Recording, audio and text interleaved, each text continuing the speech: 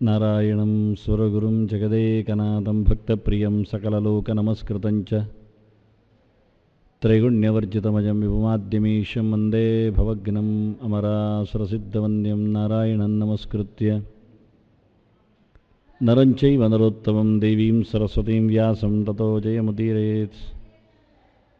ಧರ್ಮಕ್ಷೇತ್ರೇ ಕುರುಕ್ಷೇತ್ರೇ ಸಮವೇತಾಯುತ್ಸವಃ ಮಾಮಕಾಃ ಪಾಂಡವಾಶ್ಚೈವ ಕಿಮಕುರ್ವತ ಸಂಜಯ. ಶ್ರೀ ಗುರುಭ್ಯೋ ನಮಃ.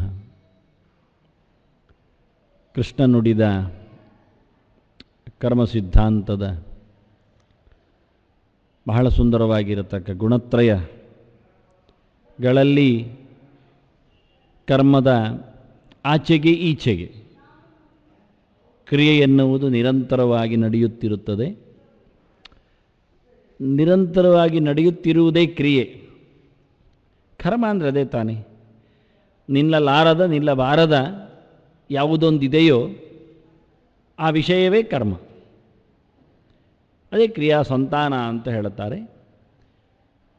ಯಾರು ಮಾಡುವುದಿಲ್ಲ ಅಂತ ಹೇಳಿದರು, ಯಾರು ವಿರಾಮವನ್ನು ಪಡೆದರೂ ನಿರಂತರವಾಗಿ ನಡೆಯುವ ಒಂದೇ ಒಂದು ವಿಷಯ ಕೇಳಿದದ್ದು ಕರ್ಮ. ಯಾರು ಬಂದರೂ ಯಾರು ಹೋದರೂ ಅದಕ್ಕೇನು ಕೊನೆ ಇಲ್ಲ. ಸಂಹಾರ ಆಯಿತು ಅಂದರೆ ಸಂಹಾರದ ಕರ್ಮ ಆಗ್ತಾ ಇದೆ ಅಂತ ಅರ್ಥ.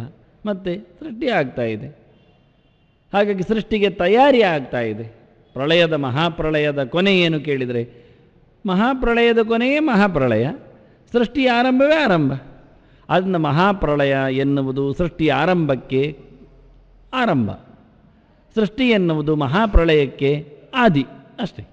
ಅದನ್ನು ದೊಡ್ಡ ಕರ್ಮವನ್ನು ನಾವಿಟ್ಟುಕೊಂಡಾಗ ಅದಕ್ಕಿಂತ ದೊಡ್ಡ ಕರ್ಮದ್ದು ಸಣ್ಣದಾಗಿ ಬಿಡುತ್ತೆ. ಅದನ್ನು ಕರ್ಮ ನಿರಂತರವಾಗಿದೆ. ಅದರಲ್ಲಿ ಎರಡು ಮುಖ ಇದೆ. ಮಾಡುವವ, ಅವನಲ್ಲಿ ಇರತಕ್ಕಂಥ ಅರಿವು. ಮಾಡುವವನಿಗಿಂತ ಫಲದಲ್ಲಿ ಹೆಚ್ಚು ಒತ್ತು ಕಾಣುವುದು ಅರಿವಿನಿಂದ. ಮಾಡುವವನಲ್ಲಿ ಇರತಕ್ಕಂಥ ಜ್ಞಾನದಿಂದಾಗಿ ವಿಶೇಷವಾಗಿರತಕ್ಕಂಥ ಕರ್ಮಕ್ಕೆ ಸಾಧ್ಯತೆಗಳಿರ್ತವೆ. ಒಬ್ಬ ಹೊಡೆದ ಅಂದ ತಕ್ಷಣ ಹೊಡೆದದ್ದು ಅಂತ ನಾವು ತಿಳ್ಕೊಳ್ಳುತ್ತೇವೆ. ಯಾಕೆ ಹೊಡೆದದ್ದು ಕೇಳುತ್ತೇವೆ. ಅವನ ಅರಿವು ಏನಿತ್ತು ಅಂತ. ಅವನು ಸಾಯಬೇಕು ಅಂತಲೇ ಹೊಡೆದದ್ದು, ಅವನು ದ್ವೇಷ ಮಾಡ್ತಿದ್ದ. ಹಾಗಾದರೆ ಪ್ರಯೋಜನ ಇಲ್ಲ. ಕರ್ತೃವಿನಲ್ಲಿರತಕ್ಕಂತಹ ಅರಿವಿನಿಂದಾಗಿ ನಾವು ಕರ್ತೃವನ್ನು ಆ ಕರ್ಮದಲ್ಲಿ ಪರಿಪೂರ್ಣವಾದ ಅಪರಾಧಿ ಅಂತ ಹೇಳುತ್ತೆ. ಅವನು ಹೊಡಿಬೇಕು ಅಂತ ಹೊಡೆದದ್ದಲ್ಲ, ದೊಣ್ಣೆ ಬೀಸಿದ್ದ. ಅಷ್ಟೊತ್ತಿಗೆ ಓಡಿ ಬಂದಿತ್ತು ಒಂದು ಮಗು, ಆಡುವ ಮಗು. ಅದರದ್ದು ಚೆಂಡು ತಪ್ಪಿತು, ಒಂದು ಓಡಿ ಬಂತು. ಇವ ದೊಣ್ಣೆ ಎಸೆದದ್ದು ಅದರ ತಂದೆ ತಾಗಿ ಸತ್ತಿತ್ತು. ಹಾಗಾದರೆ ಕೊಲ್ಲುವ ಉದ್ದೇಶದಿಂದ ಕೊಂದದ್ದಲ್ಲ, ಅದನ್ನು ಅರಿವು ಎಲ್ಲಿದೆ ಅಂತ. ಮಗು ಬರುತ್ತಿರುವುದು ಅವನಿಗೆ ಗೊತ್ತಿಲ್ಲ. ಹೀಗಾಗಿ ಅವನೆಷ್ಟು ಅಪರಾಧಿ ಅಂತ ಹೇಳಿಕೊಂಡು, ಆದ್ದರಿಂದ ಕರ್ತೃ ಉಭಯತ್ರ ಸಮಾನ ಇದ್ದ. ಎರಡು ಕಡೆಯಲ್ಲಿಯೂ ದೊಣ್ಣೆ ಬೀಸಿದಾಗ ಸತ್ತತ್ತು. ಆದರೆ ಮೊದಲನೇವ ಉದ್ದೇಶಪೂರ್ವಕವಾಗಿ ಅಡಗಿ ನಿಂತು ಬರುವಾಗ ಕಾದು ಹೊಡೆದಿದ್ದಾನೆ. ಇವ ಗೊತ್ತಿಲ್ಲದೆ ಬಿಸಾಡಿದಾಗ ಆ ಮಗು ಪಾಸಾಗಿತ್ತು, ಅದರಿಂದ ಅದು ಸತ್ತಿತ್ತು. ಹೀಗೆ ಜ್ಞಾನದಿಂದಾಗಿ ಕರ್ತೃವಿನಲ್ಲಿರತಕ್ಕಂಥ ಕರ್ತೃತ್ವದ ಅಭಿವ್ಯಕ್ತಿ ಮತ್ತು ಫಲವನ್ನು ಪಡೆಯುವಲ್ಲಿ ಅವನ ಸಫಲತೆಯನ್ನು ಹೇಳ್ತದೆ. ಅಂದ ಪ್ರಧಾನವಾಗಿ ಕರ್ಮವನ್ನು ನಿಯಂತ್ರಿಸುವುದು ಜ್ಞಾನ ಅಂತಾಯಿತು. ಜ್ಞಾನ ಇಲ್ಲದಿದ್ದರೆ ಕರ್ಮದಲ್ಲಿರತಕ್ಕ ನಿಯಂತ್ರಣ ತಪ್ತದೆ. ಅದರಿಂದ ತಿಳಿದು ಮಾಡಿರಯ್ಯ ಅಂತ ಶಾಸ್ತ್ರ ಕರೆಯುವುದು ಅದಕ್ಕೋಸ್ಕರ. ಯದೇವ ವಿದ್ಯೆಯಾ ಕರೋತಿ ಅಂತ. ವಿದ್ಯೆ ಯಾಕೆ ಬೇಕ್ರಿ? ಶ್ರದ್ಧೆ ಇದ್ದೇ ಸಾಕು. ಎಲ್ರಿಗೂ ಹೇಳುವುದಷ್ಟೇ ಇವತ್ತಿನವರೆಗೂ. ಅದನ್ನೇ ಅರ್ಜುನ ಪ್ರಶ್ನೆ ಹಾಕಿ ಆಗಿತ್ತು. ಯಜಂತೆ ಅಂತ ಹೇಳಿಕೊಂಡು ಶ್ರದ್ಧೆಯಾನ್ವಿತ ಅಂತ. ಅದು ಯಾವತ್ತು ನೋಡಿದರೂ ಅದು ಮತ್ತೆ ಮತ್ತೆ ಎದುರು ಕಾಣುವಂತಹ ವಿಷಯ ಆಗಿರುತ್ತೆ. ತಿಳಿಯುವುದು ಸಾಧ್ಯ ಇಲ್ಲ, ತಿಳಿದರೂ ಅರ್ಥ ಆಗುವುದಿಲ್ಲ. ತಿಳಿಲಿಕ್ಕೆ 10 ಕಡೆಯಲ್ಲಿ ಹೇಳುತ್ತಾರೆ. ಆದ್ದರಿಂದ ತಿಳಿಯುವುದೇ ಬೇಡ ಅಂತ ಆಗ್ತದೆ. ಏಕಾದಶಿ ನಾಳೆಯೋ ನಾಡಿದ್ದು ಯಾಕೆ ತಿಳಿಯುವುದು? ತಿಳಿದು ಸಾಧ್ಯವೇ ಇಲ್ಲ, ಬಿಟ್ಟು ಬಿಡುವುದು, ಉಪವಾಸ ಮಾಡೋದು. ಅಲ್ಲಿಯೇ ಹೋಯಿತು. ಕರ್ಮ ಎನ್ನುವುದು ಉಪವಾಸ, ಕರ್ತೃ ಎನ್ನುವುದು ಉಪವಾಸ ಮಾಡುವವ. ಜ್ಞಾನ ಯಾವತ್ತು ಏಕಾದಶಿಯಿಂದ ಚೆನ್ನಾಗಿ ತಿಳ್ಕೊಳ್ಳೋದು. ಅದು ಬೇಡ, ನಮಗೆ ಬೇಕಾಗಿಲ್ಲ. ಕೃಷ್ಣ ಮಠದಲ್ಲಿ ಏನಾಗುತ್ತೋ ಅದು ಅಲ್ಲ. ಕೃಷ್ಣ ಮಠದಲ್ಲಿ ಏನೂ ಆಗುವುದಿಲ್ಲ. ಯಾಕೆ? ಕೃಷ್ಣ ಮಠಕ್ಕೆ ಅಂತ ಒಂದು ಇಲ್ಲ ಪಂಚಾಂಗ. ಅಲ್ಲಿ ಯಾರು ಬರ್ತಾರೋ ಅವರು. ಅದನ್ನು ಹಾಗೆ ಹೇಳಬೇಕು ನಾವು. ಹೇಳಿಕೆಯಲ್ಲಿ ತಪ್ಪುವುದು. ಜನರನ್ನು ನಾವು ಭಾವನಾತ್ಮಕವಾಗಿ ಹಿಂಡ್ತಾ ಇದ್ದೇವೆ. ಕೃಷ್ಣ ಮಠದಲ್ಲಿ ಏಕಾದಶಿ ನೋಡಿ ಹೀಗೆ, ಅದು ತಪ್ಪಿದ್ದದೆ. ಕೃಷ್ಣ ಮಠದಲ್ಲಿ ಹಾಗಿಲ್ಲ. ಕೃಷ್ಣ ಮಠವನ್ನು ಯಾರು ಅಧಿಕಾರ ತಗೊಂಡಿದ್ದಾರೋ ಅವರ ಮೇಲೆ ನಿಂತಿದೆ ಅದು. ಆ ಕರ್ಮ, ಉಪವಾಸ ಕರ್ಮ, ಕರ್ತೃ ಅಲ್ಲಿನ ಅಧಿಕಾರಿಗಳು, ಆದ್ದರಿಂದ ಅವರಿಗೆ ಅರಿವು ಎಷ್ಟುಂಟು ಹಾಗೆ. ಕರ್ತೃವಿಗೆ ಚೂರು ಜ್ಞಾನ ಇಲ್ಲದಿದ್ದರೆ ಕರ್ಮ ರಾಜಸವೋ ತಾಮಸವೋ ಆಗ್ತದೆ. ಅದನ್ನ ನಾವು ದೇಶವನ್ನು ತೋರಿಸಲಿಕ್ಕೆ ಬರುವುದಿಲ್ಲ. ಕೃಷ್ಣ ಮಠ ಏನೂ ಅಲ್ಲ, ಅದು ಯಾರ ಅಧಿಕಾರದಲ್ಲಿ ಬರುತ್ತೋ ಆಗದ ಹಾಗೆ ಆಗತ್ತೆ. ನಾಳೆ ಇನ್ನೊಬ್ಬ ಅಧಿಕಾರಿ ಬಂದಾಗ ಅವನ ಇಚ್ಛೆಯಂತೆ ಆಗುತ್ತೆ, ಅವನ ಅರಿವಿನಂತೆ ಆಗುತ್ತೆ. ಹೊರತು ನಾವು ಕೃಷ್ಣ ಮಠವನ್ನು ನೋಡಿ ಮಾಡುತ್ತೇವೆ ಹೇಳುವುದು ಪೂರ ತಪ್ಪು. ಶಾಸ್ತ್ರವನ್ನು ನೋಡಿ ಮಾಡಿದ್ದು. ಕೃಷ್ಣ ಹೇಳಿದ್ದು ತಸ್ಮಾತ್ ಶಾಸ್ತ್ರಂ ಪ್ರಮಾಣ ಅಂತ ಹೇಳಿದ್ದು ಹೊರತು ತಸ್ಮಾತ್ ಮಠಂ ಪ್ರಮಾಣ ಅಂತ ಹೇಳಲಿಲ್ಲ. ನನ್ನ ಮಠ ಪ್ರಮಾಣ ಅದು ಎಂಥದೇ ಮಾಡಲಿ ಅದು ಸರಿ ಅಂತ ಹೇಳುವುದಿಲ್ಲ. ಹಾಗಾದರೆ ಶಾಸ್ತ್ರ ಯಾಕೆ ಬೇಕಾಗುತ್ತೆ? ಅಂದ ವಾಸ್ತವವಾಗಿ ಯಾವುದು ಎನ್ನುವುದು ಅರಿಯುವುದೇ ಫಲವನ್ನು ಕುಣಿಸುವುದರಲ್ಲಿ ಕಾರಣ ಆಗುತ್ತೆ, ವಿಪರೀತ ಫಲಕ್ಕೂ ಕಾರಣ ಆಗುತ್ತೆ. ಗಾಂಧಾರಿ ನಾಳೆಯ ದಿನದ ಏಕಾದಶಿ ಮಾಡಿಯೇ ತನ್ನ 100 ಮಕ್ಕಳನ್ನು ಕಳ್ಕೊಂಡ್ರು ಅಂತ ಸ್ಪಷ್ಟ ಹೇಳುತ್ತಾರೆ ಆಚಾರ್ಯ ಮಧ್ವರು. ಸ್ಪಷ್ಟ ಹೇಳುತ್ತಾರೆ, ವಿದ್ಧವಾದ ಏಕಾದಶಿ ಎಂದು ಉಪವಾಸ ನಡೆಸಿದರೆ, ವಿದ್ಧ ಅಲ್ಲದಿದ್ದರು, ವಿದ್ಧ ಅಂದರೆ ದಶಮಿಯ ಸ್ಪರ್ಶ, ದಶಮಿಯ ಸ್ಪರ್ಶ ಇಲ್ಲ, ದಶಮಿ ಇವತ್ತಿಗೆ ಮುಗಿತದೆ, ನಾಳೆಗೆ ಮುಗಿತದೆ ಹೇಳಿಕೊಂಡ್ರೆ ಇಲ್ಲ ಅಂತಾರೆ. ಚೂರು ಸಂಶಯ ಇದ್ದರೂ ಬೀತ್ತು ಅಂತಾರೆ. ಹಾಲು ಶುದ್ಧ ಇದೆ ಎಂದು ನಾವು ಕುಡಿಲಿಕ್ಕೆ ಹೋದರೆ ಯಾರಾದರೂ ಹೇಳ್ತಾರೆ ಅದು ನಾಯಿ ಮುಟ್ಟಿದೆ ಕಾಣ್ತದಾದರೂ ಬಿಡುವುದೇ, ಅನಿವಾರ್ಯ ಏನಿಲ್ಲ, ಕುಡಿಲೇಬೇಕೇನು ನಿರ್ಬಂಧ ಏನಿಲ್ಲ, ಹಾಲು ಕುಡಿಯದಿದ್ದರೂ ಬದುಕಲಿಕ್ಕೆ ಬರುತ್ತೆ, ಅದಕ್ಕೇನು ಬಿಟ್ಟುಕೊಡುವ. ಸಂಶಯವೂ ಸಹ ದೋಷಕ್ಕೆ ಕಾರಣ. ಎಲ್ಲಿಯಾದರೂ ಮುಟ್ಟಿದ್ದರೆ ನಾಯಿ ಮುಟ್ಟಿದ ವಸ್ತುವನ್ನು ಉಪಯೋಗಿಸಿದ್ದರಿಂದ ಆಗತಕ್ಕಂಥ ಅನಾಹುತಕ್ಕೆ ಪ್ರಾಯಶ್ಚಿತ್ತಕ್ಕೆ ನಾವು ಬದ್ಧರಾಗಬೇಕಾಗತ್ತೆ. ಆದ್ದರಿಂದ ಸಂಶಯ ಅಲ್ವಾ, ಬಿಡಿ. ಅದನ್ನು ದಶಮಿಯ ಸಂಶಯ ಇದ್ದರೂ ಅದು ವಿಷ ಹಾಕಿದ ಹಾಲಿನಂತೆ ಅದನ್ನು ಬಿಡಿ ಅಂದಿದ್ದಾರೆ. ಇದು ಹೇಳಿಬಿಟ್ಟಿದ್ದಾರೆ, 2 ಹೇಳಿದ್ದಾರೆ. ಅದನ್ನ ಸಂಶಯಕ್ಕೂ ಎಡೆಬೇಡ ಅಂತಾರೆ, ಮರುದಿನಕ್ಕೆ ಅವಕಾಶ ಉಂಟು ಅಂತ ಹೇಳ್ತಾರೆ. ಆದ್ದರಿಂದ ಸ್ಪಷ್ಟವಾದ ಲೆಕ್ಕಾಚಾರವನ್ನು ಮಾಡುವಾಗ ಯಾವ ಲೆಕ್ಕದಲ್ಲಿ ಗ್ರಹಣದ ಗತಿಯನ್ನು ನೋಡಲಿಕ್ಕೆ ಬರುತ್ತೋ ಅದು ಕರಾರುವಾಕ್ಕಾದ್ದು ಅಂತ ಹೇಳಿಯೂ ಆಗಿದೆ. ಹೇಳಿ ಆದ ನಂತರ ನಾವು ಒಪ್ಪುವುದಿಲ್ಲ ಹೇಳಿದರೆ ಅದು ನಮ್ಮ ತಪ್ಪು ಹೊರತು ಶಾಸ್ತ್ರದ ತಪ್ಪಲ್ಲ, ಮತ್ತೇನು ಮಾಡಲಿಕ್ಕೆ ಆಗೋದು. ಕೃಷ್ಣ ಬಂದು ಹೇಳಿ ಆಗಿದೆ, ಸಂಧಾನ ಮಾಡಿಕೊಳ್ಳಿ, ಸಾಯಬೇಡಿ. ನಾವೆಲ್ಲ ಅಸ್ತ್ರಶಸ್ತ್ರಗಳನ್ನು ಕಲ್ತಿದ್ದೇವೆ, ಅದು ಎಲ್ಲರೂ ಕಲ್ತಿದ್ದಾರೆ. ಕಲ್ತದ್ರಿಂದ ಕೈಕಾಲು ಮುರಿಬೇಕು ಅಂತ ಏನು ನಿಯಮ ಇಲ್ಲ. ನಮ್ಮ ಕೈಯಲ್ಲೆಲ್ಲ ಅಣು ಅಸ್ತ್ರ ತಯಾರಿದೆ, ಅದನ್ನು ಯಾರಿಗಾದರೂ ಎಸೆಯಲೇಬೇಕು ಅಂತ ಹೇಳಿಕೊಂಡ್ರು, ನಮಗೂ ಇನ್ನೊಬ್ಬರು ಎಸಿದ್ದಾರೆ, ಸಾಯಲಿ, ಎಲ್ಲ ಹಾಳಾಗಿ ಹೋಗಲಿ ಅಂತ. ಹಾಗಾದರೆ ತಯಾರು ಮಾಡೋದು ಯಾಕೆ? ತಯಾರಿಕೆ ಕಥೆ ಏನು? ಉಪಯೋಗ ಆಗುವುದಿಲ್ಲ. ಇಡೀ ದೇಶದ ಸೊತ್ತು ಸಂಪತ್ತು ಜನರ ನಿಜವಾದ ಕಸರತ್ತದು, ಅದನ್ನೆಲ್ಲ ಹಾಳು ಮಾಡಿದಾಗತ್ತೆ. ಬಂದು ಹೇಳಿದ್ರಂತೆ ಅಧಿಕಾರಿಗಳು ಮಂತ್ರಿಗಳು ಶಾಲೆಯಲ್ಲಿ ನಿಂತ ಅಧ್ಯಾಪಕರ ಹತ್ರ, ನಿಮಗೆಲ್ಲ ದುಡ್ಡು ಕೊಡುವುದು ಸರ್ಕಾರ ಅಂತ. ಅವರು ದುಡ್ಡು ತಿನ್ನುವುದು ಎಲ್ಲಿಂದ? ಸರ್ಕಾರದಿಂದೆಲ್ಲ. ಅದು ಹೇಳೋದಿಲ್ಲ. ಅದು ಸರ್ಕಾರದ ದುಡ್ಡು ಕೊಡುವುದಾದರೂ ಎಲ್ಲಿಂದ ಕೊಡ್ತದೆ? ಬೊಕ್ಕಸದಲ್ಲಿ ಧರ್ಮಕ್ಕೆ ಬರಲ್ಲ, ಅಕ್ಷಯ ಪಾತ್ರೆ ಅದು ಜನರದ್ದೇ ಅಲ್ವ, ಮತ್ತೇನು ಇವರದ್ದೇನು ಕೊಡ್ತಾರೆ? ಇವರದ್ದು ಕೊಡ್ತಾರಾ? ಇವರದ್ದು ಒಂದು ಕೊಡೋದಿಲ್ಲ ಪೈಸಾ. ಯಾವ ಮಂತ್ರಿಗಳಾದರೂ ಇವತ್ತಿನ ಉದಾರತನದಲ್ಲಿ ನನ್ನ ತಿಂಗಳ ಪಗಾರವನ್ನು ನಾನು ಲೋಕಕ್ಕೆ ಬಿಟ್ಟಿದ್ದೇನೆ ಯಾವನೊಬ್ಬನಾದರೂ ಹೇಳಿದ್ದಾನ? ಇವತ್ತಿನವರೆಗೆ ಹೇಳಲಿಲ್ಲ. ಒಟ್ಟು ಸೇರಿಕೊಂಡು ತಿಂಗಳಿಗೆ ಲಕ್ಷಗಟ್ಟಲೆ ನಮಗೆ ಸಂಬಳ ಬೇಕು ಹೇಳಿಕೊಳ್ಳುವವರೇ ಇರುವುದು. 5 ವರ್ಷ ದುಡಿದರೆ 6ನೇ ವರ್ಷಕ್ಕೆ ಅವನು ಮಲಗಿದರೂ ಅವನನ್ನು ಜನ ಉದ್ಧಾರ ಮಾಡದಿದ್ದರೂ ಸಂಬಳ ನಡೀತದೆ ಹೇಳಿಕೊಂಡಿದ್ದಾರೆ ಅವರು.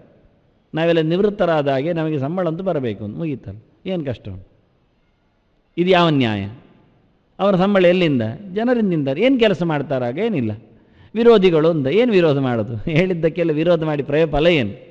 ಪ್ರಯೋಜನ ಏನು? ಕೆಲಸ ಏನಿದೆ? ಅಷ್ಟು ಏನಿಲ್ಲ. ಅದು ಜನ ಕೇಳುವುದಿಲ್ಲ.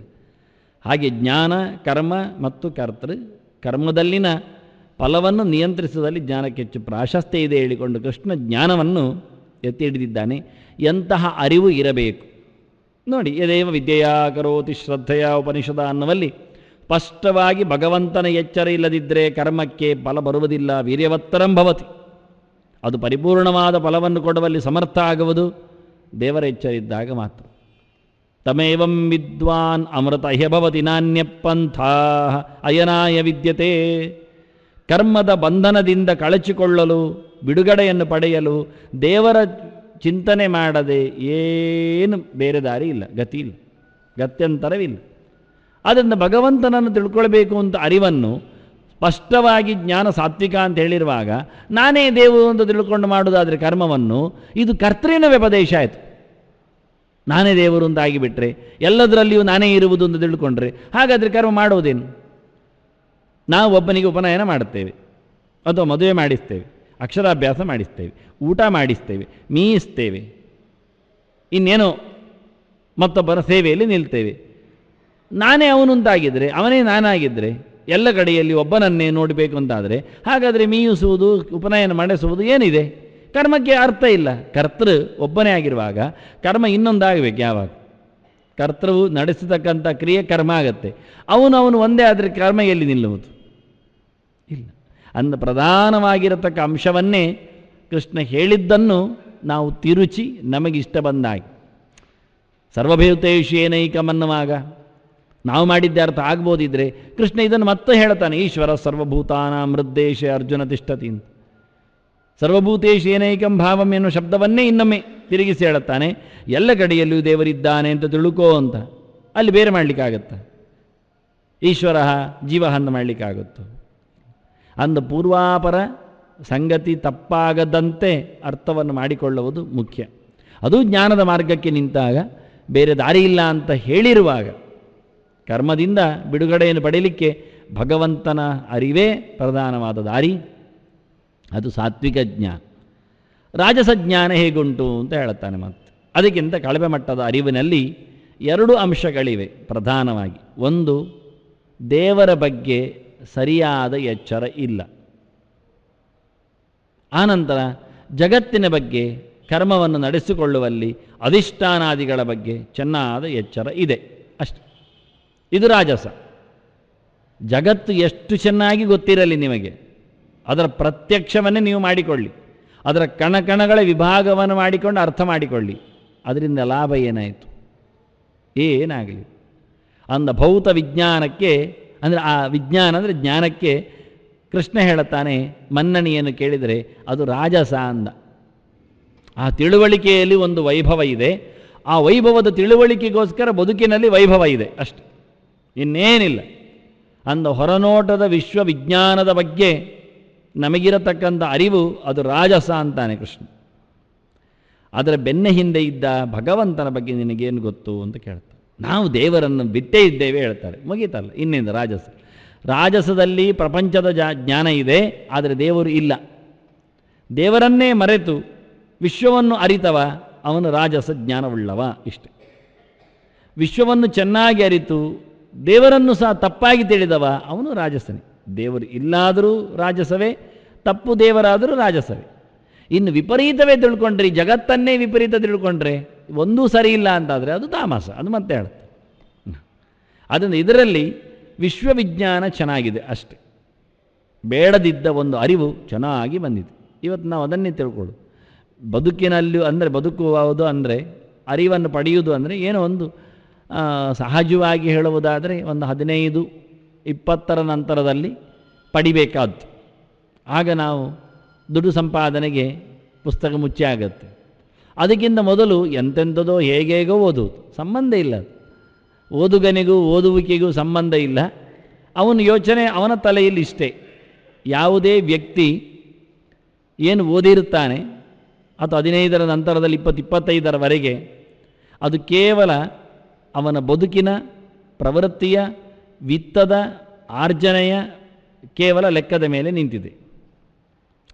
ಅದನ್ನು ಆತ ಗುರುತಿಸುವಂತೆ, ಅಥವಾ ಆತನನ್ನು ನಿಯಂತ್ರಿಸುವ ತಂದೆ ತಾಯಿಗಳು ಗುರುತಿಸುವಂತೆ ಆದಷ್ಟು ಹೆಚ್ಚಿಗೆ ಸಂಪಾದನೆ ಆಗಬೇಕು, ಆದಷ್ಟು ಬೇಗ ಸಿಗುವಂತಿರಬೇಕು, ಆದಷ್ಟು ಅದು ವ್ಯಾಪೃತವಾಗಿರಬೇಕು ವಿಶ್ವದಲ್ಲಿ, ಹೆಚ್ಚು ಕಡೆಯಲ್ಲಿ, ಅಂದರೆ ಆಪರ್ಚುನಿಟಿ ಜಾಸ್ತಿ ಇರಬೇಕು ಅಂತ, ಅವಕಾಶಗಳು ಹೆಚ್ಚಿರುವಂತಿದ್ದರೆ ಆಗಬಹುದು. ಅದು ಆಯ್ಕೆ. ನಿನಗೆಷ್ಟು ಯೋಗ್ಯತೆ ಇದೆ ಅದು ಕೇಳುವುದಿಲ್ಲ, ಅದು ಬೇಡ ನಮಗೆ. ದೇಹದ, ಜೀವದ, ಜಾತಿಯ, ಮತದ, ಹಂತದ, ದೇಶದ, ಕಾಲದ ಯೋಗ್ಯತೆಯನ್ನು ಇಟ್ಟುಕೊಳ್ಳದೆ ನೀನು ಎಲ್ಲಿ ಬೇಕಾದರೂ ದುಡಿಯಯ್ಯ ಅಂತ. ಮತ್ತು ನೀವು ಸಾಯ್ತಾ ಇದ್ದೀರಲ್ಲ, ಸಾಯುವಾಗ ಬಂದರೆ ಸಾಕು, ಸತ್ತ ನಂತರ ಬಂದರೂ ಆಗುತ್ತೆ, ಹೋಗು. ತಂದೆ ತಾಯಿಗಳೇ ದುಡ್ತಾರೆ ಅವನನ್ನು ಹೋಗು ಅಂತ, ಅಲ್ಲೇ ಇರು, ಪರವಾಗಿಲ್ಲ, ಯಾರಾದರೂ ಮಾಡ್ತಾರೆ ಇಲ್ಲಿ ಮತ್ತೆ ಹೇಳ್ತಾರೆ, ಮುಗೀತು, ಇನ್ನೇನು. ಹೀಗೆ ನಾವು ದೇಶ ಕಾಲಿದ ಯಾವ ಧರ್ಮವನ್ನು ಇಟ್ಟುಕೊಳ್ಳದೆ ಮತ್ತು ಯಾವ ಮತದ ಧರ್ಮವನ್ನು ಅವನಲ್ಲಿ ಅವಲಂಬಿಸಿಕೊಳ್ಳಲಾಗದಂತೆಯೂ ಹೇಳುತ್ತಾನೆ. ಅಲ್ಲೆಲ್ಲ ಹೋದರೆ ಜಪತಪ ಅನುಷ್ಠಾನ ಪೂಜೆ ಪುನಸ್ಕಾರ ಆಗುವುದಿಲ್ಲ, ಬೇಡ ಅದೆಲ್ಲ ಮತ್ತೆ ಮಾಡಿದರೆ ಆಯ್ತು. ಸಾಯುವಾಗಂತೂ ತೀರ್ಥ ಹಾಕ್ತಾರಲ್ಲ, ಮತ್ತೆಂದು ತೀರ್ಥ ಹಾಕ್ತಾರೆ, ಮೂತ್ರ ಹಾಕ್ತಾರೆ, ಯಾರಿಗೆ ಗೊತ್ತು? ಈಗ ತಟ್ಟೆಯಲ್ಲಿದ್ದದ್ದೆಲ್ಲ ತೀರ್ಥ ಅಲ್ಲ, ನಾನು ಆವತ್ತು ಹೇಳಿದ್ನಲ್ಲ ತೀರ್ಥಕ್ಕೇನೆಲ್ಲ ಬೇಕು ಅಂತ. ನಾವು ನೆಮ್ಮದಿಯಿಂದ ಸಾಯ್ತೇವೆ ತಿಳ್ಕೊಳ್ಬೇಡಿ. ಸೊಂಟದಲ್ಲಿ ಒಂದು ತೀರ್ಥ ಬಾಟ್ಲಿ ಇಟ್ಕೊಳ್ಳೋದು ಚಂದ, ಇದು ಶುದ್ಧವಾದ ತೀರ್ಥ ಅಂತ ಬರಿಬೇಕು. ಮತ್ತೆ ಅದು ಅಸಾಮಿ ದೊಂಡೆ ಹಾಕಲಿಕ್ಕಿಲ್ಲ, ಅವನೇ ತೊಗೊಂಡ್ಬಿಟ್ರೆ ಅದು ಕಷ್ಟವೇ ಅಂತ ಸಿಗುವುದಿಲ್ಲ ಜಗತ್ತಿನಲ್ಲಿ. ಪ್ರಪಂಚದಲ್ಲಿ ಒಮ್ಮೆ ಸಿಕ್ಕಿದ್ದು ಸಹ ಅಂತ ಹೇಳಿಕೊಂಡು ಯಾರಾದರೂ ಅದನ್ನು ಎತ್ತಿಕೊಂಡ್ರೆ ಮತ್ತೆ ಅದು ಕಷ್ಟ. ಆದ್ದರಿಂದ ಬಾಯಿ ಹತ್ತಿರ ಗಂಟಲಿಗೆ ಕುತ್ತಿಗೆಗೆ ಜೋತಾಡಿಸಿಕೊಂಡ್ರೆ ಚಂದ, ಇನ್ನೇನು ಮಾಡುವಾಗಿಲ್ಲ. ಹಾಗೆ ನಾವೇ ದೂಡುತ್ತೇವೆ ಮತವನ್ನು, ಧರ್ಮವನ್ನು, ಎಲ್ಲವನ್ನೂ ಸಹ. ಇನ್ನೇನು ಹೇಳು. ಆದರೆ ನಮಗೆ ಇವತ್ತು ನಾವು ಆಯ್ಕೆ ಮಾಡಿರತಕ್ಕಂಥ ಜ್ಞಾನ ಕೇಳಿದರೆ ಕೇವಲ ಬದುಕಿನ ಜ್ಞಾನ, ಬದುಕಿನ ತಂತ್ರಜ್ಞಾನ ಅಷ್ಟು. ಅದಕ್ಕೆ ಬೇಕಾಗಿರತಕ್ಕಂಥ ಪೂರ್ಣಾಂಶಗಳು. ಆದ್ದರಿಂದ ನಾವು ಬದಲಾಯಿಸ್ತೇವೆ, ಮತ್ತು ನಮ್ಮ ಯೋಗ್ಯತೆಯನ್ನು ತಪ್ಪಿಯೂ ಬದಲಾಯಿಸ್ತೇವೆ. ಯಾಕೆಂದರೆ ಇವತ್ತಿನ ಮಾರ್ಕೆಟ್ ಹೇಗಿದೆ ಅಂತ ನೋಡಿಕೊಂಡು, ವಿಶ್ವ ಹೇಗೆ ತಿರುಗುತ್ತೋ ನಾವು ತಿರುಗ್ತೇವೆ ಆಗ. ಆದ್ದರಿಂದ ನಮ್ಮ ಧೋರಣೆಗಳು ತಿರುಗ್ತವೆ. ನಮಗೆ ಯಾವುದೇ ಸಾಂಪ್ರದಾಯಿಕ ಮೌಲ್ಯಗಳು ಅಲ್ಲಿ ಅಡ್ಡ ಬರುವುದಿಲ್ಲ, ಅದು ಏನು ಸಹ ನಮಗೆ ಕಷ್ಟ ಕೊಡುವುದಿಲ್ಲ. ಅದನ್ನು ನಾವು ತಿಲಾಂಜಲಿ ಕೊಟ್ಟು ಬದಿಗಿಟ್ಟಾಗಿದೆ. ಆದ್ದರಿಂದ ಕೃಷ್ಣ ಹೇಳ್ತಾನೆ ಈ ಜ್ಞಾನಕ್ಕೆ ರಾಜಸ ಮನ್ನಣೆ ಅಂತ ಹೇಳ್ತಾನೆ ಅಷ್ಟೆ. ಇದು ಕೆಳಮಟ್ಟದ್ದು, ಇದರಿಂದ ಏನಿಲ್ಲ. ಈ ಜ್ಞಾನವನ್ನು ಹೊತ್ತುಕೊಂಡು ನೀನು ಏನಯ್ಯ ಫಲ ಕೇಳ್ತಿ ಅಂತ ಕೇಳ್ತಾನೆ. ಯಾರ ಹತ್ರ ಫಲ ಕೇಳು, ಎಷ್ಟು ಫಲ ಕೇಳೋದು, ಎಲ್ಲಿ ಫಲ ಕೇಳೋದು ಅಂದರೆ ಇಲ್ಲಿ ಮಾತ್ರ, ಇನ್ನೇನು ಕೇಳಲಿಕ್ಕಿಲ್ಲ. ಇಂದಿಗೆ ಮಾತ್ರ, ಇನ್ನೆಂದಿಗೂ ಅಲ್ಲ. ಅದನ್ನು ಇವತ್ತಿನ ಇಲ್ಲಿನ ಭೌತವಾದ ಫಲಕ್ಕೆ ಅನುಗುಣವಾದ ಅರಿವು ಭೌತ ವಿಜ್ಞಾನ ಅಂತ. ಅದರ ಆಚೆಯಿನ ಪ್ರಶ್ನೆ ಇಲ್ಲ. ದೇವರಿದ್ದಾನೆ ಇದ್ದರೆ ಈ ಚಿಂತನೆಗಳನ್ನೆಲ್ಲ ಮಾಡುವುದಿಲ್ಲ, ಆಗುವುದಿಲ್ಲ, ಬಿಟ್ಟು ಹೋಗಲಿಕ್ಕೆ ಬರುವುದಿಲ್ಲ. ಅಂದ ದೇವರನ್ನೇ ಬದಿಗಿರತಕ್ಕಂಥ ಒಂದು ವಿಜ್ಞಾನದ ಬಗ್ಗೆ, ಅರಿವಿನ ಬಗ್ಗೆ ಕೃಷ್ಣ ರಾಜಸವಾದದ್ದು ಅಂತ ಹೇಳಲಿಕ್ಕೆ ಅದನ್ನು ತೆರೆದಿಡ್ತಾನೆ. ಪೃಥಕ್ತ್ವೇನತು ಯಜ್ಞಾನಂ ನಾನಾ ಭವಾನ್ ಪೃಥಕ್ ವಿಧಾನ್ ವೇತ್ತಿ ಸರ್ವೇಷು ಭೂತೇಷು ತಜ್ಞಾನಂ ವಿದ್ಧಿ ರಾಜಸ್. ಇಲ್ಲಿ ಒಂದೇ ಗೆರೆ ಮಾಡಲಿಕ್ಕಾಗತ್ತೆ, ಎರಡು ಗೆರೆ ಆಗುತ್ತೆ, ಸುಮಾರು ಚಿಂತನೆಗಳಿವೆ ಇದರಲ್ಲಿ. ಅದಕ್ಕೆ ನಾನು 2-3 ಅರ್ಥದ ಮೊದಲು ಸಾಧ್ಯತೆಗಳನ್ನು ಹೇಳಿದ್ದೆ. ರಾಜಸ ಜ್ಞಾನದಲ್ಲಿ ಎಲ್ಲಿದ್ದೇವೆ ಅಂತ ಹೇಳಲಿಕ್ಕೆ ಏನು ಕಷ್ಟ ಇಲ್ಲ.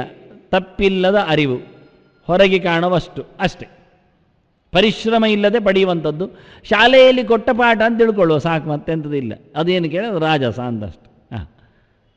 ಸಾಯಲಿಕ್ಕೆ ಬಿಡುವುದಿಲ್ಲ ಅವರು, ಉದಾತ್ತವಾಗಿ ಬದುಕಲಿಕ್ಕೆ ಹೇಳಿಕೊಡೋದಿಲ್ಲ. ಎರಡೇ, ಮಧ್ಯದಲ್ಲಿ ಬದುಕುವಾಗಿ ಇಡ್ದು ಬಂದಿದ್ದೀಯಲ್ಲ ಸಾಯುವವರೆಗೆ ಇರು ಅಷ್ಟೇ, ಅದರ ಆಚೆಗೇನಿಲ್ಲ. ಮೇಲಕ್ಕೆ ಕಳಿಸುವುದಿಲ್ಲ, ಕೆಳಕ್ಕೆ ಬೀಳಿಸುವುದೂ ಇಲ್ಲ. ಇಷ್ಟು ಸಮಾಜದಲ್ಲಿ ಅತಂತ್ರವಾದ ತ್ರಿಶಂಕುವಾದ ಸ್ಥಿತಿಯಲ್ಲಿರತಕ್ಕಂಥ ಇದು ಅರಿವು. ಇದರಿಂದ ಹಾನಿ ಇಲ್ಲ, ಆದರೆ ಲಾಭ ಇಲ್ಲ ಎನ್ನುವುದೇ ಹಾನಿ ಇದೆ ಎನ್ನುವುದು ಅರ್ಥ ಇಲ್ಲ ಅಷ್ಟು. ನಮಗೆ ಅರ್ಥ ಆಗ್ತಾ ಇಲ್ಲ. ಹಾನಿ ಇಲ್ಲ, ಹೌದು, ಹಾನಿ ಆಗಲಿಲ್ಲ. ಏನಾಯಿತು? ಏನಾಗಲಿಲ್ಲ. ಊಟ ಆಗ್ತಾ ಇದೆ, ನಿದ್ದೆ ಬರ್ತಾ ಇದೆ, ನೆಮ್ಮದಿಯ ಬದುಕಿದೆ, ನಮ್ಮ ಮನೆ, ನಮ್ಮ ಬದುಕು, ನಮ್ಮ ಜನ, ನಮ್ಮ ಸಮಾಜ, ನಮ್ಮ ಆಯಿತು, ಊರು, ಅಲ್ಲಿಗೆ ಮುಗೀತು. ಇದರಿಂದ ಏನು ಹಾನಿ ಕೇಳಿದರೆ ಇದೇ ಹಾನಿ. ಏನು ಹಾನಿ ಅಂದರೆ ನೀನು ಬಂದದ್ದೆಲ್ಲಿಂದ ನಿನಗೆ ಗೊತ್ತಿಲ್ಲ, ತೆರಳುದೆಲ್ಲಿಗೆ ನಿನಗೆ ಗೊತ್ತಿಲ್ಲ. ನಿನ್ನ ಈ ಬದುಕಿನಲ್ಲಿರತಕ್ಕ ಒಂದು 100 ವರ್ಷವನ್ನು ಸಾರ್ಥಕಗೊಳಿಸಿ ಉದ್ಧಾರ ಆಗಬಹುದಿತ್ತು. ಆ ಉದ್ಧಾರ ಆಗುವುದನ್ನು ನೀನು ಕಳ್ಕೊಂಡಿಯಲ್ಲ, ಅದು ದೊಡ್ಡ ಹಾನಿ. ಇನ್ನು ಬರುತ್ತೆ ಅಂತ ಇಲ್ಲ.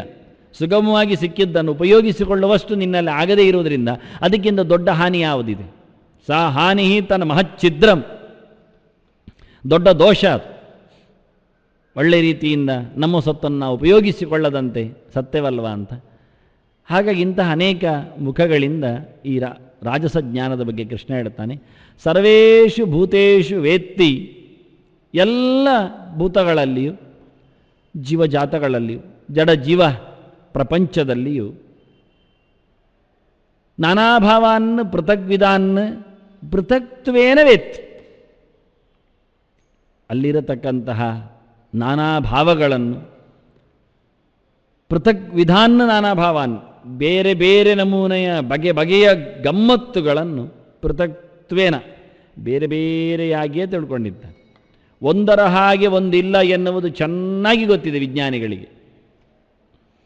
ಯಾವ ಭೌತ ವಿಜ್ಞಾನಿಯೂ ಒಂದರಂತೆ ಇನ್ನೊಂದು ವಸ್ತು ಉಂಟು ಹೇಳುವುದಿಲ್ಲವ, ಯಾವ ಕಾಲಕ್ಕೂ ಹೇಳುವುದಿಲ್ಲ. ಯಾಕೆಂದರೆ ಅವನು ಎಲೆಕ್ಟ್ರಾನ್ಗಳಿಗೂ ಹೋಗ್ತಾನೆ, ನಾನು ಹೇಳಿದ್ನಲ್ಲ, ಸೆಲೆಕ್ಟ್ರಾನ್ ಒಳಗೂ ಹೋಗ್ತಾನೆ, ಒಳಗಿರತಕ್ಕ ನಿಯಾನ್ಗಳಿಗೂ ಹೋಗ್ತಾನೆ, ಅತ್ಯಂತ ಸೂಕ್ಷ್ಮದವರು ಹೋಗ್ತಾನೆ. ಅವನು ಲಕ್ಷಗಟ್ಟಲೆ ಸೂಕ್ಷ್ಮವನ್ನು ತಿಳಿಯುವಷ್ಟು ಯಂತ್ರಗಳನ್ನು ಬಳಸಿಕೊಂಡು ವಿಜ್ಞಾನದಲ್ಲಿ ಭೌತ ಕಣಗಳ ಆವಿರ್ಭಾವ ಆಗ್ತದೆ. ಅದನ್ನು ಅವರಿಗೆ ಭೂತ ಅಂದರೆ ಅಷ್ಟೇ. ಇರುವ ಸೊತ್ತುಗಳು ಕಾಣುವ ಅಥವಾ ಉಪಯೋಗಕ್ಕೆ ಅಥವಾ ಪ್ರಯೋಗಕ್ಕೆ ನಿಲುಕುವ ಸಂಗತಿಗಳು ಮುಗಿ. ಅದನ್ನ ಸರ್ವೇಷು ಭೂತೇಷು ನಾನಾ ಭಾವಾನ್, ಅಲ್ಲಿರತಕ್ಕ ನ್ಯೂಟ್ರಾನ್, ಎಲೆಕ್ಟ್ರಾನ್, ಪ್ರೋಟಾನ್ಗಳನ್ನು ಹಾಗೆ ನಾನಾ ಭಾವಾನ್ ಪೃಥಕ್ ವಿಧಾನ್, ಒಂದರಲ್ಲಿದ್ದಾಗ ಒಂದರಲ್ಲಿ ಇಲ್ಲ ಸಂಖ್ಯೆ, ಅಲ್ಲ ಚಿತ್ರ ವಿಚಿತ್ರ. ಅವುಗಳ ಪರಿಧಿಗಳು, ವಲಯಗಳು, ತಿರುಗುವಿಕೆಗಳು, ಸಂಖ್ಯೆಗಳು ಎಲ್ಲ ಒಂದು ಕಣದಲ್ಲಿದ್ದಾಗ ಇನ್ನೊಂದು ಕಣದಲ್ಲಿಲ್ಲ. ಒಂದು ಕಣದಂತೆ ಇನ್ನೊಂದು ಕಣ ಇದ್ದರೆ ಅದು ಒಂದು ಕಣವೇ ಅಲ್ಲ, ಅದೇ ಒಂದು ಕಣ. ಇಷ್ಟು ಚಿತ್ರ ವಿಚಿತ್ರವಾದಂತಹ ವ್ಯವಸ್ಥೆ ಉಂಟದಲ್ಲಿ. ಆದ್ದರಿಂದ ಇವುಗಳ ಸಂಖ್ಯೆಯಲ್ಲೇ ಒಂದು ವೈಚಿತ್ರ್ಯ, ಅವುಗಳ ಪರಿಭ್ರಮಣದಲ್ಲೇ ಒಂದು ವೈಚಿತ್ರ್ಯ.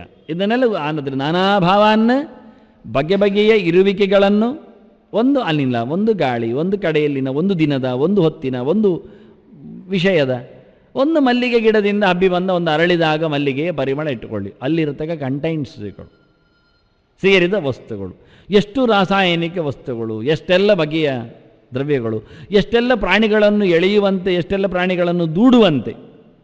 ಕೆಲವು ಹೂಗಳು ಹಕ್ಕಿಗಳನ್ನು, ಹಾತೆಗಳನ್ನು, ಕ್ರಿಮಿಕೀಟಗಳನ್ನು ತನ್ನೆಡೆಗೆ ಆಕರ್ಷಿಸ್ತದೆ, ಆದ್ದರಿಂದ ಹುಳಗಳು ಹೆಚ್ಚಾಗಲಿಕ್ಕೆ ಕಾರಣ. ಇನ್ನು ಕೆಲವು ದೂಡ್ತವೆ, ಅತ್ಯಂತ ವಿಚಿತ್ರವಾಗಿ ಬರದಂತೆ ಮಾಡುತ್ತವೆ, ಎಷ್ಟೋ ದೂರದವರೆಗೆ ಅದನ್ನು ನಿಲ್ಲಿಸ್ತವೆ. ಹಾಗಾಗಿ ಇದೆಲ್ಲ ನೋಡಬೇಕಾದ್ದು, ನಾವು ನೋಡಿಲ್ಲ. ಪ್ರಶಸ್ತವಾದ ದೇವರಿಗೆ ಹೇಳಿರತಕ್ಕ ಹೂಗಳು ಅದು ಯಾಕೆ ಪ್ರಶಸ್ತ ಅನ್ನುವುದು, ಅದು ಯಾವ ರೀತಿಯಲ್ಲಿ ಹೊಸತನ್ನು ತಮಗೆ ಕೊಡ್ತದೆ, ಉಳಿದದ್ದನ್ನು ದೂಡುತ್ತದೆ ಎಂದು ನೋಡಬೇಕು. ಹಾಗೆ ಬೇಡದಿದ್ದ ವಸ್ತುಗಳು, ಬೇಡದ ಕುಸುಮಗಳು ಯಾಕೆ ಅದು ಬೇಡ ಆಗಿದೆ, ಅದರಲ್ಲಿ ಯಾವ ರೀತಿಯಾದ ವಿಷಾನಿಲಗಳು ನಮ್ಮ ದೇಹದಲ್ಲಿಯೋ ನಮ್ಮ ವಾತಾವರಣದಲ್ಲಿಯೋ ತಪ್ಪು ವ್ಯವಹಾರಗಳನ್ನು ಮಾಡುತ್ತವೆಯೋ ಅಥವಾ ಮಾಡಿಸ್ತವೆಯೋ ಎನ್ನುವುದನ್ನು ನೋಡಬೇಕಾಗಿದೆ. ಅಂದರೆ ದೇವರಿಗೆ ಏನು ಇಷ್ಟ ಅಂತ ದೇವರಿಗೆ ಹೇಳಿದ್ದಲ್ಲ, ಅಲ್ಲೂ ನಮಗೆ ಇಷ್ಟ ಆಗದೇ ಇರುವುದು, ಅನಿಷ್ಟ ಆಗುವಂಥದ್ದು, ಫಲದಿಂದ ಆಗುವಂಥದ್ದನ್ನು ಹೇಳಿದ್ದಲ್ಲಿ. ದೇವರಿಗೆ ತಾನು ಮಾಡಿದ ಸೃಷ್ಟಿಯಲ್ಲಿ ದೇವರಿಗೇನು ಅನಿಷ್ಟ, ಅದು ಅವರಿಗೆ ಆಗುವುದಿಲ್ಲ, ಇದು ಇವರಿಗೆ ಆಗುವುದಿಲ್ಲ, ಎಲ್ಲರಿಗೂ ಆಗತ್ತೆ. ಮತ್ತು ನಮಗೆ ಹಾಗೆ ಆಗುವುದಿಲ್ಲ, ಆದ್ದರಿಂದ ಅದನ್ನು ಬೇಡ ಅಂದಿದ್ದಾರೆ ಅಷ್ಟೆ. ಹಾಗೆ ಮಾಡುವುದು ನಮಗೆ ಯೋಗ್ಯ ಅಲ್ಲ. ಕೆಲವು ವಸ್ತುಗಳ ಮೇಳನ ಎನ್ನುವುದು ರೋಗ ಇದ್ದರೆ ಮಾತ್ರ ಆಗುತ್ತೆ, ಉಳಿದ ಹೊತ್ತಿನಲ್ಲಿ ಆಗುವುದಿಲ್ಲ. ನಮಗೆ ಶೀತ ಇದೆ, ನೆಗಡಿ ಇದೆ, ಕಫ ಬಾಧಿಸ್ತಾ ಇದೆ ಅಂತ ಶುಂಠಿ ತಿಂತೇವೆ ಅಂತ ಈಗ ಅಲ್ಲ. ಈಗ ಬರುವ ಕಫವೋ ಶೀತವೋ ಅಥವಾ ಅದೆಲ್ಲ ಶುಂಠಿಯಿಂದ ಹೋಗುವಂಥದ್ದಲ್ಲ. ಇದು ವಾತಾವರಣದಲ್ಲಿನ ಶೈತ್ಯದ ವ್ಯವಸ್ಥೆ, ಅದು ಮಳೆಗಾಲದ ಕ್ರಮ ಬೇರೆ. ಅಭ್ಯಾಸ ಇದೆ ಹೇಳಿದರೆ ಮೈಯೆಲ್ಲ ಹರಿದೋಗುತ್ತೆ. ಹಾಗೆ ರೋಗ ಇದ್ದಾಗ ತಗೊಂಡ ಶುಂಠಿಯು ಉಳಿದ ಹೊತ್ತಿನಲ್ಲಿ ನನಗೆ ತುಂಬ ಇಷ್ಟ, ದಿನ ಬಾಯಿಗೆ ಹಾಕೊಂಡು ಹೋಗುವುದು ಹೇಳಿದರೆ ದಿನ ಬಾಯಿಗೆ ಹಾಕೊಂಡು ಹೋದರೂ ಹೋಗ್ತದೆ, ಹೊಟ್ಟೆ ಹೋಗ್ತದೆ, ಹರಿದು ಹೋಗ್ತದೆ. ಅದನ್ನು ಸುಮ್ಮನೆಯೂ ಮದ್ದು ಸಹ ಮದ್ದು ಅಂತ ಹೇಳಿಕೊಂಡು ತುಂಬ ತಿನ್ನಲಿಕ್ಕಿಲ್ಲ, ಮದ್ದಿನ ಹಾಗೆ ತಗೊಳ್ಳಿಕ್ಕೆ ಅಷ್ಟೆ. ಯಾವುದು ಅತಿ ಸರ್ವತ್ರ ವರ್ಜಯೇತಂತ. ಅದೇ ರೀತಿಯಾಗಿ ಭೌತವಾದಂತಹ ಪದಾರ್ಥಗಳಲ್ಲಿರತಕ್ಕಂತಹ ಪೃಥಕ್ ವಿಧಗಳನ್ನು ಬಹಳ ಚೆನ್ನಾಗಿ ಗುರುತಿಸಿದ್ದು ಅದು ಭೌತವಾದ ವಿಜ್ಞಾನ. ಅದನ್ನು ಉಲ್ಲೇಖ ಮಾಡ್ತಾರೆ. ನಾನಾ ಭಾವಾನ್ ಸರ್ವೇಷು ಭೂತೇಷು, ಎಲ್ಲ ಕಣಗಳಲ್ಲಿಯೂ ಅನೇಕ ಭಾವಗಳಿವೆ, ಸತ್ವಗಳಿವೆ, ಒಂದರ ಹಾಗೆ ಒಂದರಲ್ಲಿಲ್ಲ. ಆದ್ದರಿಂದ ಯಾವುದೋ ಒಂದು ವಸ್ತುವನ್ನು ಬದಲಿಗಿದು ಪಡೆಯಿರಿ, ಇದರಲ್ಲಿ ವಿಟಮಿನ್ ಎ ಬಿಗಳು, ಆನಂತರ ಜೀವಸತ್ವಗಳು, ಆನಂತರ ಅಂಶಗಳು, ಖನಿಜಾಂಶಗಳು ಎಲ್ಲ ಹೇಳಿಕೊಂಡು ಇನ್ನೊಂದು ಕೊಡಲಿಕ್ಕಿಲ್ಲ. ಹಾಲಿನ ಬದಲಿಗೆ ಅಥವಾ ಇನ್ನೊಂದು ಯಾವುದೋ ವಸ್ತುವಿನ ಅನ್ನದ ಬದಲಿಗೆ ಇಲ್ಲ, ಅನ್ನಕ್ಕೆ ಅನ್ನ, ಗೋಧಿಗೆ ಗೋಧಿ ಅಂಥ ಅಂಶಗಳನ್ನು 4-5 ತಗೊಂಡು ಇದರಲ್ಲಿ ಪೂರೈಸಬಹುದು ಹೇಳಬಹುದು ಅಷ್ಟೇ ನಾವು. ಇದು ಇದರಲ್ಲಿ ಚೂರಿದೆ, ಅದರಲ್ಲಿ ಚೂರಿದೆ, ಇದು 4 ಒಟ್ಟು ಸೇರಿಸಿ ನೋಡಿ ಆಗ್ಬೋದು ಅಂತ. ಆದರೆ ಅನ್ನ ಆಗೋದಿಲ್ಲ. ಅನ್ನ ಅಂದರೆ ಬೇರೆ, ಭತ್ತದಿಂದ ಬಂದಿರತಕ್ಕ ಅನ್ನ, ಅದರ ವ್ಯವಸ್ಥೆಯೇ ಬೇರೆ, ಅದರಲ್ಲಿರತಕ್ಕಂಥ ಕ್ರಮವೇ ಬೇರೆ, ಅದನ್ನು ನಾಟಿ ಮಾಡುವ ತೆಗೆಯುವ ವ್ಯವಸ್ಥೆಯೇ ಬೇರೆ. ಅದರಿಂದೆಲ್ಲ ಲೆಕ್ಕ ಆಗ್ತಾರ ಅಂತಾರೆ. ಆ ಗಿಡವನ್ನು ನಾಟಿಗೈದು ಅದರಿಂದ ಫಲವನ್ನು ಪಡೆಯುವಲ್ಲಿಗೂ ನಮ್ಮ ಆಹಾರದ ಮೇಲೆ ಅದು ನಿಲ್ತದೆ ಹೇಳ್ತಾರೆ. ಇದನ್ನೆಲ್ಲ ಗುರುತಿಸುವುದು ಬಹಳ ಕಡಿಮೆ. ಇದನ್ನೆಲ್ಲ ನಾನಾ ಭಾವವನ್ನು ಪೃಥಕ್ ವಿಧಾನ ಹೇಳಿದದೆ ಕೃಷ್ಣ. ಒಂದರ ಹಾಗೆ ಒಂದನ್ನು ಬೆಳೆಸುವಂತೆ ಇನ್ನೊಂದು ಬೆಳೆಸಲಿಕ್ಕೆ ಬರುವುದಿಲ್ಲ, ಒಂದು ಬೆಳೆ ಬೆಳೆದಂತೆ ಇನ್ನೊಂದು ಬೆಳೆ ಬೆಳೆಯುವುದಿಲ್ಲ, ಒಂದರ ಕ್ರಮ ಇನ್ನೊಂದರಲ್ಲಿ ಇಲ್ಲ ಅಂತಾನೆ. ನೀರನ್ನು ಎಳೆಯುವ ಕ್ರಮ, ಒಳಗಿನ ಸುತ್ತಲಿರತಕ್ಕಂತಹ ಜಾಲರಿಗಳ ಕ್ರಮ, ಇದೆಲ್ಲ ವ್ಯತ್ಯಾಸ ಉಂಟಂತಾನೆ. ಇದನ್ನೆಲ್ಲ ತಿಳ್ಕೊಂಡಿದ್ದಾನಯ್ಯ, ವಿಸ್ಮಯವನ್ನು ಚೆನ್ನಾಗಿ ಅರಿತವನು. ಆದರೆ ಅದು ರೂವಾರಿಯ ಬಗ್ಗೆ ಯೋಚನೆ ಇಲ್ಲ ಅವನಿಗೆ, ಅದು ಬೇಡ, ಅದು ಇಷ್ಟೇ. ಸರ್ವೇಷು ಭೂತೇಷು ನಾನಾಭಾವಾನ್ ಪೃಥಗ್ವಿಧಾನ್ ನಾನಾಭಾವಾನ್ ಪೃಥಕ್ತ್ವೇನ ವೇತ್ತಿ, ಪ್ರತ್ಯೇಕವಾಗಿಯೇ ತಿಳ್ಕೊಂಡಿದ್ದಾನೆ. ಒಂದೊಂದರಲ್ಲಿರತಕ್ಕ ಒಂದೊಂದು ಅನೇಕ ವ್ಯತ್ಯಾಸಗಳನ್ನು ಭಿನ್ನ ಭಿನ್ನವಾಗಿಯೇ ತಿಳ್ಕೊಂಡಿದ್ದಾನೆ. ಮಣ್ಣಿನ ಬಗ್ಗೆ ಗೊತ್ತು ಅವನಿಗೆ, ನೀರಿನ ಬಗ್ಗೆ ಗೊತ್ತು, ಗಾಳಿಯ ಬಗ್ಗೆ ಗೊತ್ತು, ಎಲ್ಲವನ್ನು ಚೆನ್ನಾಗಿ ತಿಳ್ಕೊಂಡಿದ್ದಾನೆ. ಅಷ್ಟೆ, ಅಲ್ಲಿಗೆ ಆಯಿತು. ತಜ್ಞಾನಂ ವಿದ್ಯೆ ರಾಜಸಂ, ಅದು ಅವನದು ರಾಜಸಜ್ಞಾನ. ಏನಿದೆ ಆಯಿತು ರಾಜಸಜ್ಞಾನದಲ್ಲಿ? ಏನು ತಪ್ಪಾಯಿತು? ನಮಗೆ ಯಾವತ್ತು ಹಿಂದೆ ಹೇಳಿದ್ದ, ನಿಶ್ಚಯವಾದದ್ದು ಸಾತ್ವಿಕ, ಸಂಶಯವಾದದ್ದು ರಾಜಸ, ವಿಪರೀತವಾದದ್ದು ತಾಮಸ ಅಂತ. ಇಲ್ಲಿ ವಿಪರೀತ ಇಲ್ಲ ಅಲ್ಲ, ಹೌದು, ತಾಮಸ ಅಲ್ಲ, ಸಂಶಯ ಅಲ್ಲಲ್ಲ, ಚೆನ್ನಾಗಿ ತಿಳ್ಕೊಂಡಿದ್ದಾನಲ್ಲ, ಅದು ಆದ್ದರಿಂದ ಸಾತ್ವಿಕ ಆಗಬೇಕಲ್ಲ. ಹೌದು, ಜ್ಞಾನ ಸರಿ ಇದೆ, ಆದರೆ ಜ್ಞಾನದಲ್ಲಿ ಕಡಿಮೆತನ ಇದೆ. ಏನು? ದೇವರೇ ಇಲ್ಲ. ನಮಗೆ ಕರ್ಮದಲ್ಲಿ ಬೇಕಾದ್ದು ವಸ್ತುಗಳನ್ನು ಯಾವ ರೀತಿಯಲ್ಲಿ ತಿಳ್ಕೊಂಡಿದ್ದಾನೆ ಎಂದು ಗೊತ್ತಾಯಿತು. ಆದರೆ ಭಗವಂತನ ಎಚ್ಚರ ಇಲ್ಲ ಅವನಿಗೆ. ಕರ್ಮದಲ್ಲಿ ಏನು ಬಳಸಿದ್ದಾನೆ ಚೆನ್ನಾಗಿ ಹೇಳ್ತಾನೆ, ಏನೆಲ್ಲ ಬಂದಿದೆ ಎಲ್ಲ ಹೇಳ್ತಾನೆ, ಏನೆಲ್ಲ ಸೇರಿಕೊಂಡಿದೆ ಎಲ್ಲ ಆಗಿದೆ. ಆದರೆ ಭಗವಂತನ ಯೋಚನೆ ಅದು ಇಲ್ಲ, ಅದು ಗೊತ್ತಿಲ್ಲ. ಅನ್ನ ನಾಸ್ತಿಕರಲ್ಲಿಯೂ ಕರ್ಮ ಚೆನ್ನಾಗಿ ಮಾಡುವವರು ಇರ್ತಾರೆ, ಆದರೆ ಅವರು ರಾಜಸರಾಗಿ ಬಿಡ್ತಾರೆ. ಯಾಕೆ? ದೇವರಿಲ್ಲ. ಅದನ್ನು ಸಮಾಜ ಮುಖದಲ್ಲಿ ದೇವರ ಸೇವೆ ಅಂತ ಹೇಳಿಕೊಳ್ಳದೆ ಜನರ ಸೇವೆ ಮಾತ್ರ ಮಾಡಿಕೊಳ್ಳುವಲ್ಲಿ ಅವರು ರಾಜಸರಾಗ್ತಾರೆ. ದೇವರು ಪ್ರತಿಷ್ಠೆ ಆದ ತಕ್ಷಣ ಅದು ತಿರುಗಿ ಬಿಡ್ತದೆ, ವ್ಯತ್ಯಾಸ ಆಗುತ್ತೆ, ಒಂದಂಶ ಹೆಚ್ಚಿಗೆ ಬರುತ್ತೆ. ಹೀಗೊಂದು ಬಗೆ. ಇನ್ನೊಂದು ಬಗೆ ಉಂಟಿದ್ದರಲ್ಲಿ. ಹಿಂದೆ ಪ್ರಸ್ತುತನಾದದ್ದು ಭಾವಶಬ್ದದಿಂದ ಭಗವಂತ. ಇಲ್ಲಿ ನಾವು ನಾನಾ ಭಾವನ ಹೇಳಿದರೆ ಇರುವ ಸಂಗತಿಗಳನ್ನು ಅಂತ ನಾನು ಹೇಳಿದೆ. ಅದಕ್ಕೆ ದೃಷ್ಟಾಂತ ಕೊಟ್ಟೆ. ಒಂದು ಕಣದಲ್ಲಿ ಎಲೆಕ್ಟ್ರಾನ್, ಪ್ರೋಟಾನ್, ನ್ಯೂಟ್ರಾನ್ಗಳು, ಇನ್ಯಾವುದು ವಸ್ತುಗಳು, ಇನ್ನನೇಕ ವಸ್ತುಗಳು ಇರುವುದು, ಅದು ನಾನಾ ಭಾವಗಳು. ಒಂದು ವಸ್ತುವಿನಲ್ಲಿ ಒಂದು ಭಾವ ಇಲ್ಲ. ಸುಲಭವಾಗಿ ಉದಾಹರಣೆ ಕೊಡೋದಾದರೆ ಒಂದು ಗೋಡೆ ಇಟ್ಕೊಳ್ಳಿ.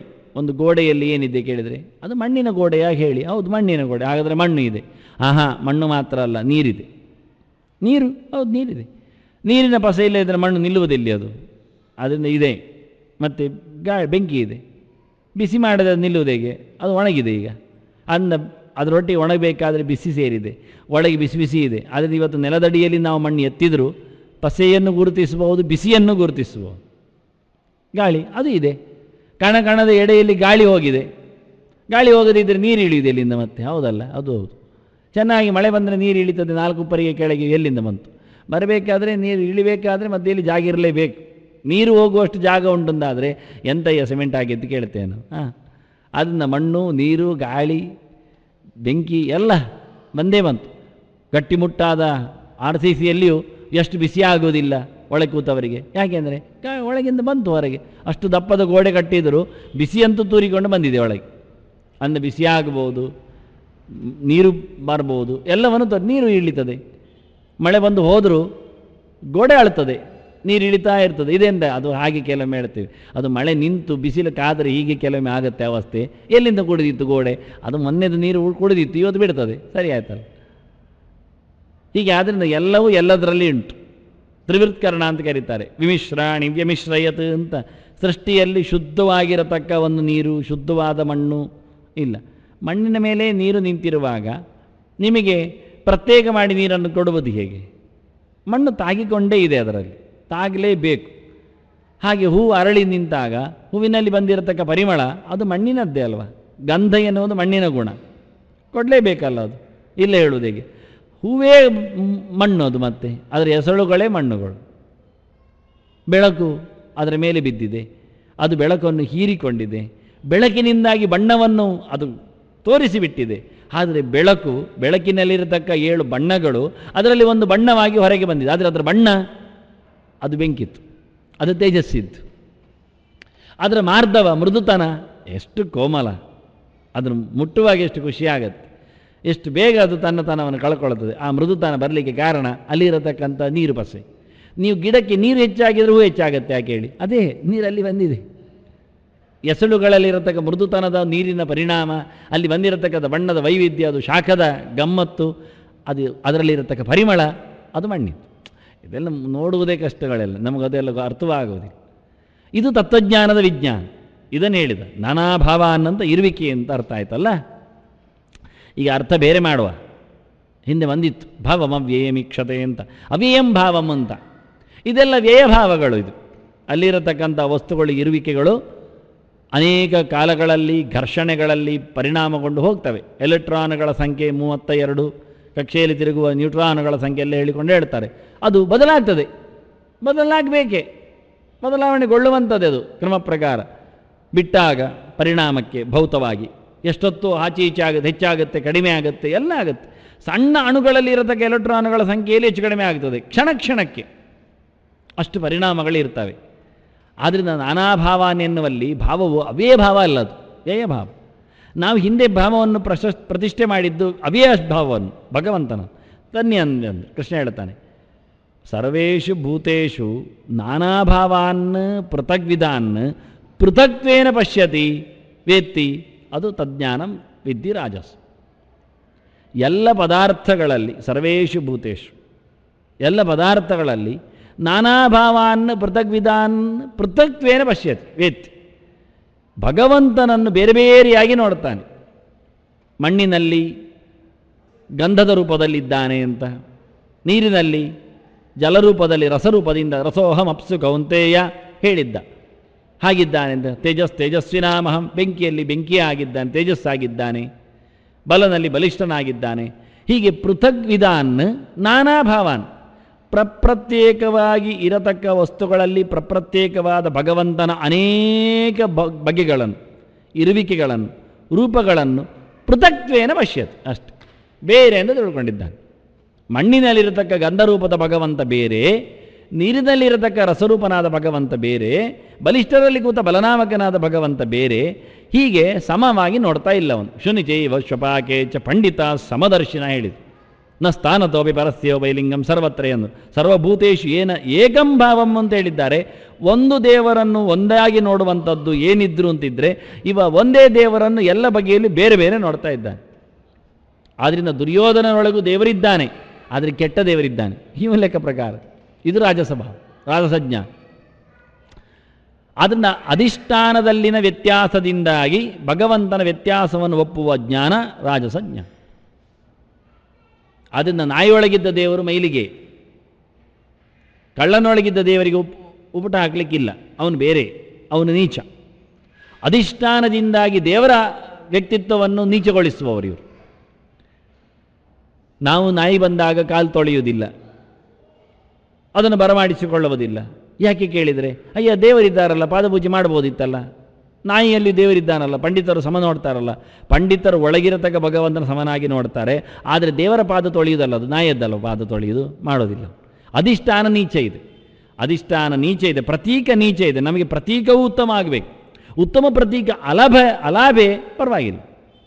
ಊಟ ಮಾಡ್ತಾನೆ, ಊಟ ಮಾಡೋ ಮುಂಚೆ ಯಾರಿಗಾದರೂ ತೊತ್ತು ಕೊಟ್ಟು ಊಟ ಮಾಡ್ತಾನೆ. ಇವತ್ತು ಯಾರೂ ಅತಿಥಿ ಬರಲಿಲ್ಲ, ಆದರೆ ಒಂದು ನಾಯಿ ಹೋಯಿತು, ಕರೆದು ಊಟ ಹಾಕಿ ಊಟ ಮಾಡ್ತಾರೆ, ತಪ್ಪಿಲ್ಲ. ಸಿಗದೇ ಇದ್ದಾಗ ಉತ್ತಮ ಅಧಿಷ್ಠಾನ ಸಿಗಿದ್ರೆ ಅದಕ್ಕಿಂತ ಕಡಿಮೆ ಮಟ್ಟದ್ದು, ಇನ್ನೂ ಕಡಿಮೆ ಮಟ್ಟದ್ದು. ಏನಿಲ್ಲದು ಎಷ್ಟು ನೀಚ ಅಧಿಷ್ಠಾನದಲ್ಲಿಯೂ ಭಗವಂತನನ್ನು ಕಾಣಲಿಕ್ಕೆ ಬರ್ತದೆ. ಉತ್ತಮ ಪ್ರತೀಕ ಇದ್ದಾಗ ಅಧಮ ಪ್ರತೀಕವನ್ನು ಮುಟ್ಟೋದಿಲ್ಲ. ಆದ್ದರಿಂದ ಭಗವಂತ ಒಬ್ಬನೇ ಆದರೂ ಅಧಿಷ್ಠಾನ ಭೇದದಿಂದ ನಾವು ಭೇದವನ್ನು ಸಾಧಿಸ್ತೇವೆ, ನೋಡ್ತೇವೆ. ಇವ ಹಾಗಲ್ಲ, ಇವನು ಭಗವಂತ ಒಬ್ಬನಾದರೂ ಅಲ್ಲಲ್ಲಿರತಕ್ಕ ಭಗವಂತ ಬೇರೆ ಬೇರೆ ಅಂತ ಹೇಳ್ತಾನೆ. ಅವನಲ್ಲಿರತಕ್ಕ ಭಗವಂತ ದೊಡ್ಡವ, ಇಲ್ಲಿರತಕ್ಕ ಭಗವಂತ ಸಣ್ಣವ, ಇಲ್ಲಿರತಕ್ಕ ಭಗವಂತನಿಗೆ ಶಕ್ತಿ ಇಲ್ಲ, ಅಲ್ಲಿರದ ಭಗವಂತನ ಪರಮಶಕ್ತಿಯವ, ಹಾಗೆ ಹೀಗೆ ಅಂತ ವ್ಯಕ್ತಿಯ ವ್ಯವಸ್ಥೆಯಲ್ಲಿರತಕ್ಕ ವ್ಯತ್ಯಾಸದಿಂದ ಒಳಗಿರತಕ್ಕ ಶಕ್ತಿಯಲ್ಲಿ ವ್ಯತ್ಯಾಸವನ್ನು ಒಪ್ಪುವವರು ರಾಜಸಜ್ಞಾನಿಗಳು. ಹೀಗೆ ಭಗವದ್ ವಿಷಯದಲ್ಲಿ ಒಂದು, ಆನಂತರ ವಿಶ್ವ ವಿಷಯದಲ್ಲಿ ಒಂದು. ಹೀಗಾಗಿ ಎರಡು ರೀತಿಯ ರಾಜಸಜ್ಞಾನವನ್ನು ಹೇಳ್ತಾರೆ. ಇದು ಕರ್ಮದಲ್ಲಿ ಎರಡು ಬೇಕು. ಕರ್ಮ ಮಾಡುವಾಗ ದ್ರವ್ಯಗಳ, ದೇಶಗಳ, ಕಾಲಗಳ, ಭೌತ ಪರಿಕರಗಳ ಪರಿಜ್ಞಾನ ಬೇಕು. ಅದು ಇಲ್ಲದಿದ್ದರೂ ಆಗುವುದಿಲ್ಲ.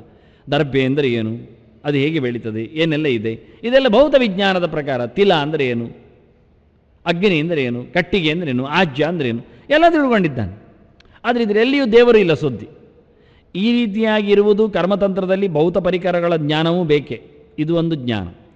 ಇಷ್ಟು ತಿಳ್ಕೊಂಡಿದ್ದರೂ ಅದರಲ್ಲಿ ದೇವರ ಸುದ್ದಿ ಇಲ್ಲ ಎನ್ನುವುದೊಂದು ರಾಜಸ, ತಪ್ಪಿಲ್ಲ. ಇನ್ನೊಂದರಲ್ಲಿ ದೇವರಿದ್ದಾನೆ ತಿಳ್ಕೊಂಡ್ರು, ದೇವರೆಲ್ಲ ಬೇರೆ ಬೇರೆ. ಆಜ್ಯದಲ್ಲಿ ದೇವರು ಉತ್ತಮ ಇದ್ದಾನೆ, ದೊಡ್ಡವ ಇದ್ದಾನೆ, ಸೆಗಣಿಯಲ್ಲಿ ದೇವರು ಸರಿ ಇಲ್ಲ, ಕಮ್ಮಿ ಇದ್ದಾನೆ. ಇದು ದೇವರ ಬಗ್ಗೆ ಇರತಕ್ಕಂತಹ ವ್ಯತ್ಯಾಸದ ಅರಿವು. ಇದರಿಂದಾಗಿ ದೇವರ ಗುಣದಲ್ಲಿ ಒಂದು ಪೆಟ್ಟು, ಅವನ ಯೋಚನೆಯಲ್ಲಿ ಅನ್ಯಾಯ ಆಗಿದೆ. ಇದನ್ನು ರಾಜಸ ಕರೆದು. ಇದರಿಂದಾಗಿ ಭಗವಂತನನ್ನು ದ್ವೇಷ ಮಾಡ್ತಾ ಇಲ್ಲವ, ನಾನೇ ದೇವರು ಹೇಳಿಕೊಳ್ಳುವಷ್ಟು ಹೋಗಲಿಲ್ಲ. ಎಲ್ಲ ಕಡೆಯೂ ದೇವರನ್ನು ಒಪ್ಪಿದ್ದಾನೆ, ಆದರೆ ಎಲ್ಲ ದೇವರಲ್ಲಿಯೂ ಏಕತ್ವದ ಚಿಂತನೆ ಇಲ್ಲ.